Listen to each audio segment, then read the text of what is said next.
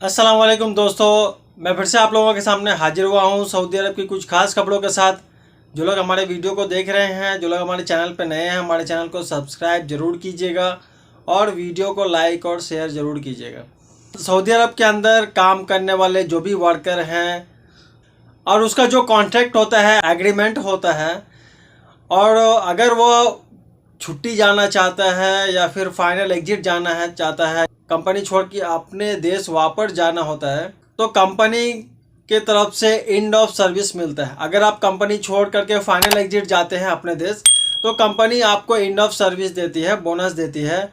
या जो लोग छुट्टी जाते हैं तो उस वक्त पे जो हिसाब किताब होता है कंपनी के तरफ से, तो इस बारे में ये अपडेट दिया गया है कि मान लीजिए कि अगर आप छुट्टी जाना चाहते हैं या फिर मान लीजिए आप फाइनल एग्जिट जाना चाहते हैं, तो कंपनी जो हिसाब किताब करता है, तो पहले ये था कि जो बेसिक सैलरी होती थी उसके हिसाब से कंपनी कैलकुलेट करती थी आपका एंड ऑफ सर्विस।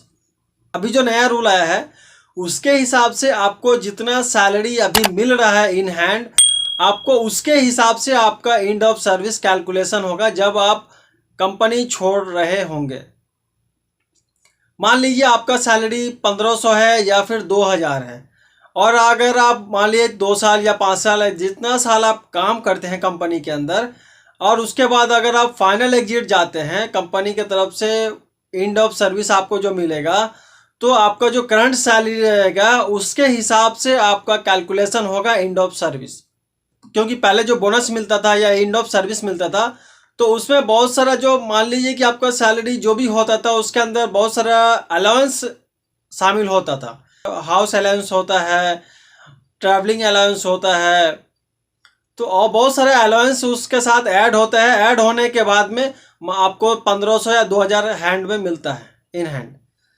तो पहले बेसिक सैलरी पे कैलकुलेट होता था, लेकिन अब जो नया कानून आया है, इस कानून के तहत आपको जो इन हैंड जितना सैलरी मिलता है उसके ऊपर आपका एंड ऑफ सर्विस कैलकुलेट होगा। और अगली खबर यह है कि सऊदी मिनिस्ट्री ऑफ इंटीरियर की तरफ से जानकारी आई है, और मिनिस्ट्री ने कहा है कि जो भी लोग फाइनल एग्जिट अपने देश जाते हैं, जो भी लोग खरूज लगाकर अपने देश फाइनल एग्जिट जाते हैं, तो वो फाइनल एग्जिट जाने से पहले सऊदी अरब के अंदर उसका अगर बैंक अकाउंट है तो पहले वो बैंक अकाउंट को बंद करवा ले। उस बैंक अकाउंट में जो भी आपका पैसा है, तो पैसा है अगर बैंक अकाउंट में, तो पैसा को विड्रॉ कर लें, निकाल लें और अपना बैंक अकाउंट को बंद करवा लें। उसके बाद आप फाइनल एग्जिट जाएं। यहाँ पे यह मिनिस्ट्री की तरफ से ये वार्निंग दी गई है, चेतावनी दी गई है, एकदम सख्त चेतावनी दी गई है कि जो भी लोग अगर फाइनल एग्जिट सऊदी अरब से जाते हैं, तो जाने से पहले यानी फाइनल एग्जिट जाने से पहले वह अपना बैंक अकाउंट बंद करवा ले। अगला अपडेट यह है कि जो लोग सऊदी के अंदर टैक्सी या दूसरी तरह की गाड़ियां चलाते हैं, तो उससे कहा गया है कि कानून को सख्ती से फॉलो करें, सख्ती से कानून का पालन करें, नहीं तो आपके ऊपर भारी जुर्माना लगाया जा सकता है। जैसे कि गाड़ी के अंदर जितना सीट मौजूद है उतना ही सवारी को बैठाए।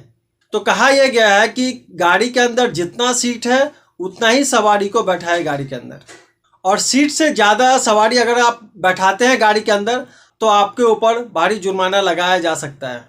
और यह भी कहा गया है कि जो लोग गाड़ी के अंदर सिगरेट पीते हैं, खैनी खाते हैं, गुटखा खाते हैं, कोई भी नशीला चीज़ अगर आप गाड़ी के अंदर उपयोग करते हैं, उसका इस्तेमाल करते हैं, और इस्तेमाल करते हुए अगर आप पकड़े जाते हैं, तो आपके ऊपर भारी कानूनी कार्रवाई की जाएगी। और यह भी कहा गया है कि ड्राइवर जो गाड़ी चलाते हैं तो गाड़ी का ख्याल रखें, अपनी गाड़ी को साफ रखें हमेशा। और यह भी कहा गया है कि जो भी ड्राइवर गाड़ी चलाते हैं सऊदी अरब के अंदर, तो वह अपनी गाड़ी में सवारी, जो भी सवारी उसके गाड़ी में बैठता है, तो उसको सख्ती से बताएं कि सीट बेल्ट लगाना ज़रूरी है और सीट बेल्ट लगाना होगा। अगर सीट बेल्ट नहीं लगाते हैं, अगर पकड़े जाते हैं, तो आपके ऊपर कानूनी कार्रवाई की जाएगी और आपके ऊपर फाइन लगाया जाएगा। और यह भी कहा गया है कि जो भी टैक्सी ड्राइवर हैं तो अपने सवारी के साथ आराम से बात करें, उसके साथ किसी तरह का कोई बदतमीजी ना करें, और सवारी के साथ बिल्कुल नरमी और आराम से पेश आए। और अगली अपडेट यह है कि जो लोग सऊदी अरब में गाड़ी चलाते हैं, ड्राइविंग का काम करते हैं। तो सऊदी मरूर की तरफ से ये जानकारी दी गई है कि जो भी ड्राइवर गाड़ी चलाते हैं तो वह अपनी गाड़ी का नंबर प्लेट का ख्याल रखें। आपकी गाड़ी का नंबर प्लेट बिल्कुल साफ होना चाहिए, बिल्कुल क्लियर होना चाहिए कि आपका गाड़ी का नंबर प्लेट पर जो आपका गाड़ी का नंबर लिखा है वो साफ सुथरा होना चाहिए और बिल्कुल क्लियर दिखना चाहिए। नहीं तो आपके ऊपर 1000 रियाल से 2000 रियाल तक का जुर्माना लगाया जा सकता है। तो जो भी भाई सऊदी अरब के अंदर ड्राइविंग का काम करते हैं तो इस चीज़ का खास ख्याल रखें कि आपकी गाड़ी का नंबर प्लेट बिल्कुल क्लियर होना चाहिए और नंबर सही से दिखना चाहिए। और अगली अपडेट यह है कि एक बंदा सऊदी अरब से इंडिया गया और उसे इंडिया के एयरपोर्ट पे गिरफ्तार कर लिया गया।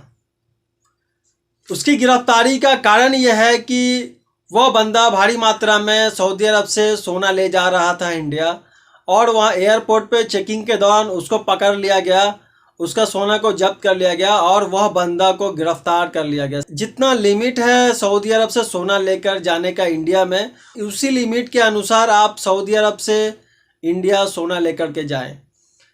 अगर लिमिट से ज़्यादा लेकर के जाते हैं तो आपको इंडिया के एयरपोर्ट पे गिरफ्तार कर लिया जाएगा और आपके साथ जो भी सोना होगा उसको जब्त कर लिया जाएगा।